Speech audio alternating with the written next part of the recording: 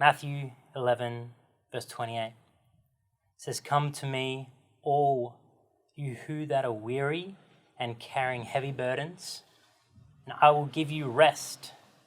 Take my yoke upon you and learn from me, for I am gentle and humble in heart, and you will find rest for your souls. For my yoke is easy, and my burden is light." What an amazing passage of Scripture for us at a time like this, where we need the peace and the rest and strength from our incredible God. We need His hope and His life. And He says to come to me. Jesus here is an invitation for all of us who are feeling weary and heavy burdened to come to Him and truly find rest for our souls. It's such a beautiful invitation from Jesus for all of us, whatever kind of life looks like at the moment, whether you have all the time in the world right now and you feel like you don't have anything to do.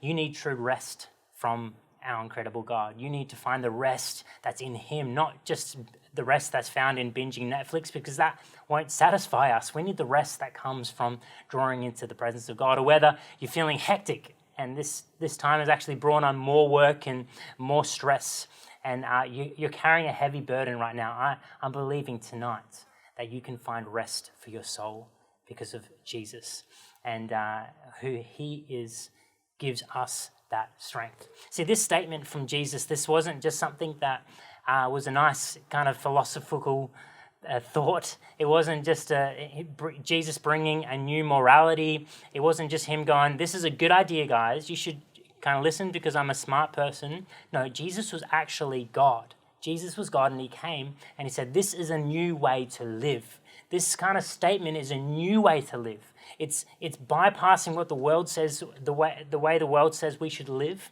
and it's saying, no, there's a new way that I'm calling you to live, a way that doesn't make sense in the world's standards, in the world's ways. It's a way that calling us, inviting us into a place of rest that is, despite the circumstance, despite what's going on, Jesus is calling us into rest. And this is that call. This is a kingdom culture call. This is a new way of living. Jesus, as God, said, "This is the way. Come and listen and learn from me." Jesus. Learn from Him and learn His ways. And that's our call. He says that we first take His yoke, not the yoke that we put on ourselves, not the yoke of the pressures of this world. And I'm feeling as well. It's difficult sometimes to lay down these burdens, this heaviness that right now is putting upon us. But we need to actually choose.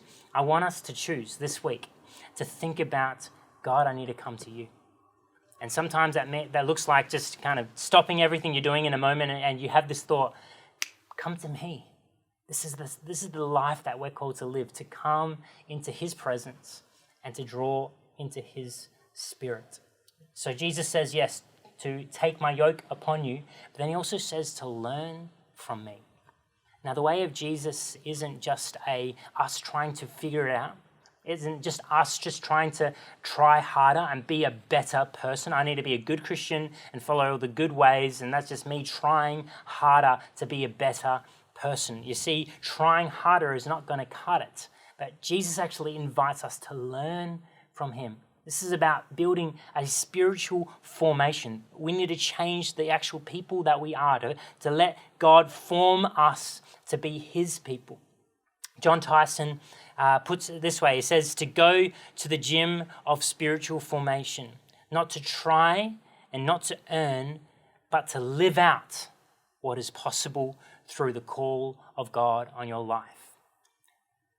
Our call is to actually go to the gym of spiritual formation, to actually go to work on this practice and doing what we can to be formed by Him. And this does require us to work, but it's a training. It's all right, I don't have everything figured out, but I'm going to build something.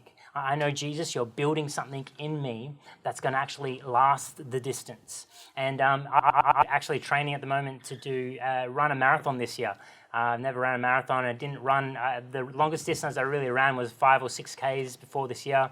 And I'm tracking along slowly but surely. Every week I'm actually getting longer distances, and last week gone I did a 20 kilometer, and so just slowly building. And even this week after I did my 20 kilometer, I'm feeling like this is becoming more and more easier and more a part of kind of when I'm running. I'm like, yeah, 10Ks is not so difficult anymore because I've built the stamina. Prior to this year, I wouldn't have been able to say that. But because I've been building and because I've been training and working at it, it's actually slowly building something in me to at the point where I want to, in October, run a marathon. Whether the actual race is going to run, I'm going to still do it because I just want to, I've set that goal for myself. And so that's what it takes to actually build a practice, is you're just slowly building at it. You don't have to think that in one day you need to be the best Christian and have everything sorted, that everything needs to be right in your life. No, we actually just go on the journey of learning from Jesus and being formed by who Jesus is calling us to be. That's what spiritual formation is. This slow process of letting Jesus form us, not to try and earn it, not to try and force our way into it, but just to live out in our day-to-day practices. Let the practice of our life be transformed by who Jesus is calling us to be. And so can I encourage us to live that? The spiritual formation is kind of a term, but it kind of means that this holistic approach to being formed by the teachings of Jesus.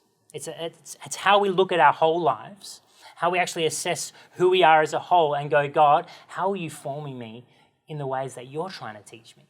And not just in the ways that the world is kind of, there's a lot of fear and there's a lot of worry, there's a lot of scurrying and kind of grabbing everything around at the moment, but we're actually taking moments to get aside from all that and let God teach us his way. And that we're starting ID groups this week, and if you don't know what that is, or if you want more info, feel free to chat to us, and we want to help us in this journey of learning what it means to discover how Jesus called us together. And so ID groups for us is a huge part of what this means in this time. We're gathering in smaller groups to really nut down and get into the deep of who we are. And so it's so important for us at this time to be in those situations where we're learning and growing together. But more than that, we're going to continue to do this as a church. Help each other to figure out what this spiritual formation is all about. And so if we think about that for today, if we look at the thought of trying harder, we just want to, I want to try hard and be the best person I can. We're just forcing our way. God, I need to pray. Yeah, I'm just going to force my way because I know I'm meant to be a good Christian, so I'm just going to try harder at that. And so you just, But the issue is the more we just try harder, the more fatigued we get. The more tired and like, this is just a chore. I don't want to pray. This is just, too much work. I just feel like I have to do this. And so we get tired and fatigued of it. And then that's where we quit. That's where we stop and just, no, I can't be bothered. I'm not praying anymore. I'm not a person of prayer. it's just not me. And so we just quit because we've become too tired of what this looks like. And then we become guilty. And we're like, no, I'm meant to be a good Christian.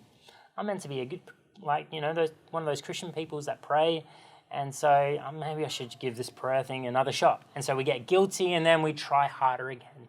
And then there's this cycle of just feeling like we need to try and work at what we're doing, but that doesn't produce the results. It doesn't produce the kind of person Jesus is wanting to form in us. What he's calling us to do is to work and realize the practice of who he is calling us to be. And so if we think about practice at the top of this, instead of try harder, we actually need to think about, no, I'm practicing this. This is something that I love and I'm excited about building something in me. I understand that it's a process. I understand that this is going to take some time, but this is something that I'm excited and passionate about Jesus teaching me how to do this. And so if we think about prayer, God, teach me how to pray. Lord, I want to learn from you. How are you guiding me in how I'm praying? And the more we do that, go on this journey of practice, the more we grow. And we go on this growth journey of letting God form us and shape us and show us how he is calling us to live. And the more that we have that growth moment, the more confidence we get. We have this sense of, yes, God is building something in me. It's maybe slow. It may work over time, but he's building something in me. And then eventually it becomes this joy. It's like, oh, prayer is this exciting to me. I can't wait to be in that moment because we've built this journey of letting the practices of God shape us and transform us, not just to try harder. But then there's this cycle, a beautiful cycle of letting the practice impact our growth, our confidence, and our joy.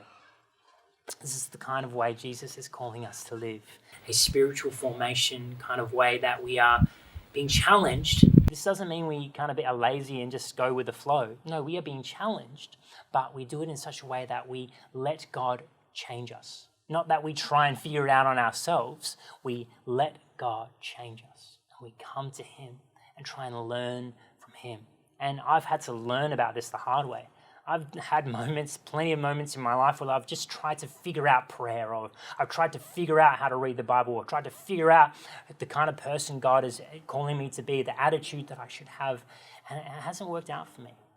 And there's been plenty of moments where God has humbled me and called me out and gone, Joel, you're just being a bit silly right now. You shouldn't be doing this. You shouldn't be living in that kind of trying to figure it out way. And it's in those moments where I stop, take a breath, and go, God, teach me. Create in me the way you are calling me to live. Create in me a pure heart, desiring after who you are. And I have these moments, there's just God begins to work in me, teaches me. And I grow in who he is calling me to be, not just trying to figure it out all on my own. And so let's go on this journey of spiritual formation. And so what are the areas? What are the areas of spiritual formation that he's calling us into in this time? And so there are two ways, okay? Two ways. Firstly, there's a disengagement that needs to take place. And then secondly, there's an engagement. There's both a disengagement and an engagement that we need into spiritual formation. The disengagement looks like things like solitude and silence, fasting, frugality, chastity, secrecy, listening, study, and Sabbath. That we pull ourselves out of the normality of life, even in isolation, that we need to have moments where we pull ourselves out of Netflix, pull ourselves out of social media, to disengage from those things of the world so that we can engage in the things of God, the things of his Spirit. That we disengage from those things to engage in his Spirit. But then there's the second level of engagement, that we are called to engage in who God is calling us to be. And these are practices like worship, celebration, service, prayer, fellowship, confession, submission, and generosity. These are us engaging in who God is calling us to be. The very things that we're active in going, yes, God, you're moving. You're alive in my life. There's worship. There's that generosity and prayer and life. Yes, God, you're being found in who I am. We need both of these things active and working in our lives, a disengagement from the world and an engagement to who God is calling us to be. And so this week, I'm going to do a couple of devotions, just a couple of devotions on podcasts. So if you haven't subscribed to our podcasts, make sure you do.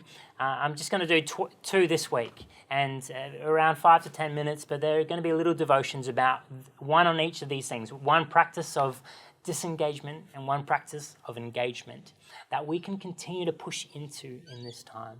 And as we work out who God has called us to be, the spiritual formation he is calling us into, let us be formed by who he is, not by what we think we should be. And it all comes back, again, to us having moments that we come to him. All this is possible because Jesus invites us to come to him, to come to his presence and his life, and be found by him.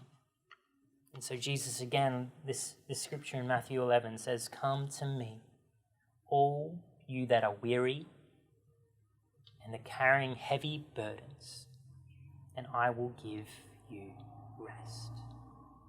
That's for us here today. "Take my yoke upon you and learn from me, for I am gentle and humble in heart, and you will find rest for your souls. For my yoke is easy, and my burden is light. Wow. So cool. Right now we're going to have some discussion, but before we do, I'm going to finish this video, and Pastor Michaela is going to just end with prayer for us as we engage in who God is calling us to be, as we let his spirit and his rest fill us again tonight. Love you guys. See you soon.